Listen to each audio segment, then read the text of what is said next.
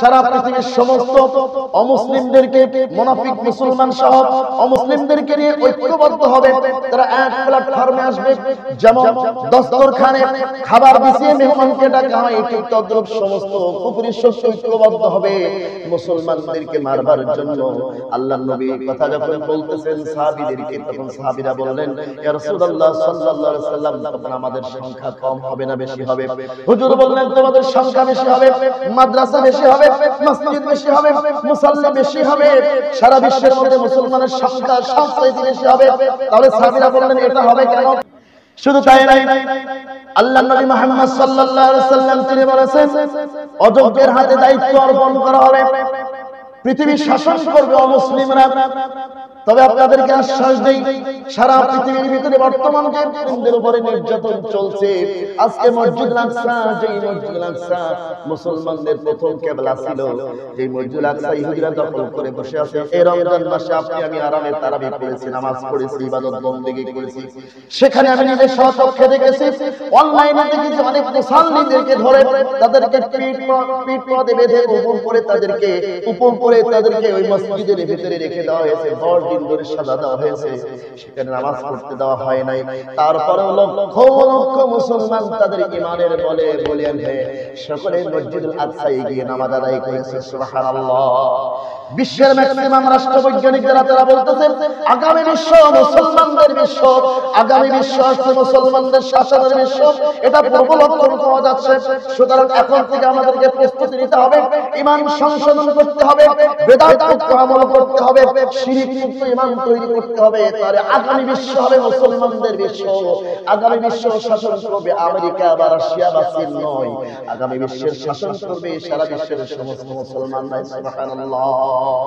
রাসূল সাল্লাল্লাহু আলাইহি ওয়াসাল্লাম বলেছেন, যখন পৃথিবীর সমস্ত জায়গায় নির্যাতনের স্টিমিনার রোলার চলবে মুসলমানদের উপরে, ঠিক তারপর পরেই মুসলমানদের শাসন আসবে, মুসলমানদের বিজয় আসবে।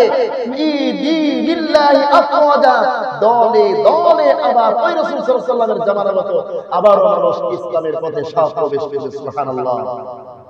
অমুসলিমরা, জার্মানের একজন খ্রিস্টান যাজক তিনি বলতেছেন, খ্রিস্টান যাজকরা আজকে তাদের উপাসনালয়ে যায় না, হিন্দুরা তাদের মন্দিরে যায় না, কিন্তু আজকে বিশ্বের ভিতরে দেখা যাচ্ছে সমস্ত মসজিদগুলি সব ভরপুর হয়ে যাচ্ছে। মুসলমানরা সব যতই কর্ম থাকুক, যতই কষ্ট থাকুক, কষ্টের ভেতর দিয়ে যখন আযান হয় সকলে মসজিদে তারা দৌড়ায়। কিন্তু হিন্দুরা তাদের গির্জায়, হিন্দুরা তাদের মন্দিরে যাচ্ছে না, খ্রিস্টানরা তাদের গির্জায় যাচ্ছে না, ইহুদিরা তাদের উপাসনা যাচ্ছে না। এইভাবে বোঝা যাচ্ছে আগামী বিশ্ব মুসলমানদের বিশ্ব হতে যাচ্ছে। সুবহানাল্লাহ।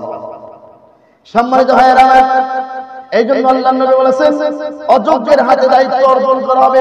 সেটাই বর্তমান চলছে। যে ব্যক্তি ঠিক মতো লুঙ্গি পরতে পারতো না, বোতাম লাগাতে পারতো না, লেখাপড়া জানে না, কিছুই জানে না, বিদ্যা নাই, বুদ্ধি নাই, শিক্ষা নাই, এইসব ব্যক্তিরা সমাজের নেতৃত্ব দিবে। এবার আপনি একটু মিলাই দেখেন, এইসব ব্যক্তিরা পৃথিবীর নেতৃত্ব দিবে। এইসব ব্যক্তিরা সারা পৃথিবীর সমস্ত অমুসলিমদেরকে, মুনাফিক মুসলমান সহ অমুসলিমদেরকে নিয়ে ঐক্যবদ্ধ হবে। তারা এক প্ল্যাটফর্মে আসবে। যেমন দস্তরখানে খাবার বিছিয়ে মেহমানকে ডাকা হয়, ঠিক তদ্রুপ সমস্ত কুফরি শক্তি ঐক্যবদ্ধ হবে মুসলমানদেরকে মারবার জন্য। আল্লাহর নবী কথা যখন বলতেছেন সাহাবীদেরকে, তখন সাহাবীরা বললেন, ইয়া রাসূলুল্লাহ সাল্লাল্লাহু আলাইহি ওয়াসাল্লাম, তখন আমাদের সংখ্যা কম হবে না বেশি হবে? হুজুর বললেন, তোমাদের সংখ্যা বেশি হবে, মাদ্রাসা বেশি হবে, মসজিদ বেশি হবে, মুসাল্লি বেশি হবে, সারা বিশ্বের মধ্যে মুসলমানের সংখ্যা সবচেয়ে বেশি হবে। তাহলে সাহাবীরা বললেন, এটা হবে কেন? হুজুর বললেন, এটা হবে এই কারণে, তোমাদের অবস্থা হবে ওই যে আপনারা নদীতে যে আপনারা বটমূল বা যে খড়কুটা যেভাবে ভেসে যায়, ভেসে যাওয়া খড়কুটার নেই তোমাদের অবস্থা হবে। তোমরা সংখ্যায় যতই বেশি থাকে না কেন, তোমাদের সেই ঈমানের শক্তি থাকবে না, কারণ তোমাদের অন্তরের মধ্যে অহং প্রবেশ করবে। হুজুর সাল্লাল্লাহু আলাইহি ওয়াসাল্লামের কাছে জিজ্ঞাসা করলেন সাহাবীরা, ওহান কি জিনিস? তখন আল্লাহর নবী বললেন, ওহান হচ্ছে ওই জিনিস, হুব্বুদ দুনিয়া কারাহিয়াতুল মাউত। ওহান হচ্ছে এই জিনিস, তোমরা দুনিয়ার প্রতি বেশি মহব্বত করবে, দুনিয়াকে বেশি ভালোবেসে ফেলবে, তোমরা দুনিয়াকে সবচাইতে বেশি ভালোবাসবে। অথচ তোমাদের দুনিয়ার প্রতি ভালোবাসা না রাখার দরকার ছিল।